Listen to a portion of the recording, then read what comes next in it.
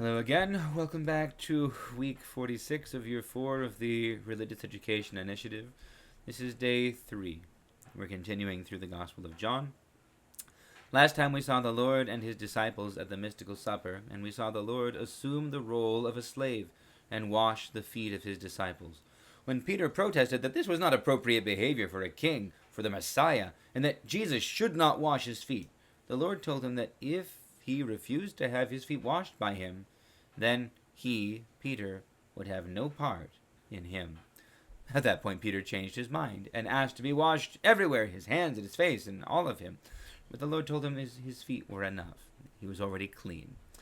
In this, the Lord has shown the disciples how they need to serve one another, but he's also gently and firmly showed clearly that he does not come to dominate, but rather to serve and to save. So we'll continue from there. After saying this, Jesus was troubled in spirit and declared very truly, "I tell you, one of you will betray me."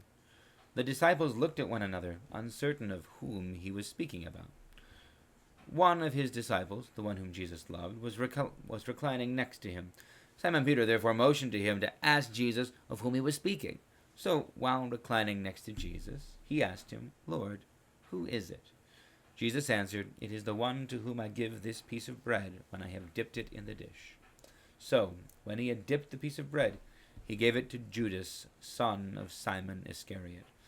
After he received the piece of bread, Satan entered into him. Jesus said to him, "Do quickly what you are going to do." Now, no one at the table knew why he said this to him.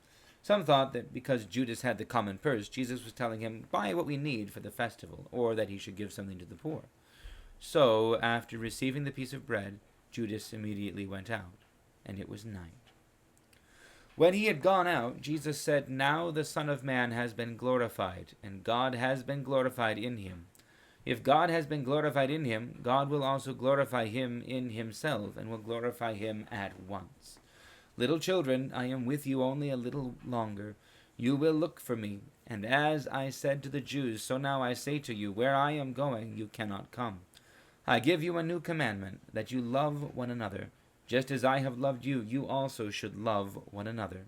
By this, everyone will know that you are my disciples, if you have love for one another." Okay, so this is actually rather cool, because we see demonstrated by the Lord here the principles that we've been talking about, the things we've been talking about on day 1 and day 2.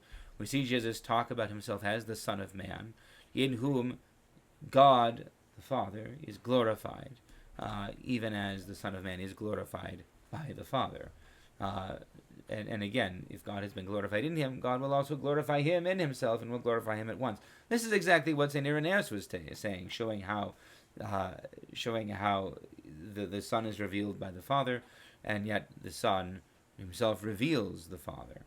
And then he demonstrates what further St. Irenaeus was saying about how God doesn't need us, but he calls us to be transformed by being like him, saying that the new commandment is not to give God stuff, but that they should love one another, because he has loved them, that they should love freely and care for each other as selflessly as he has exemplified for them in going to the cross. So this is a whole different way of being. A communion and a community that is established not by force, not even by argument and convincing people, by persuasion, but rather by absolute self-sacrificial love. So this is what the Lord has called us to do, and it is this that Judas seems unable to receive. This is the bit that's too much for Judas. So, anyway, I think that's it for now. God bless you all. We'll see you again next week.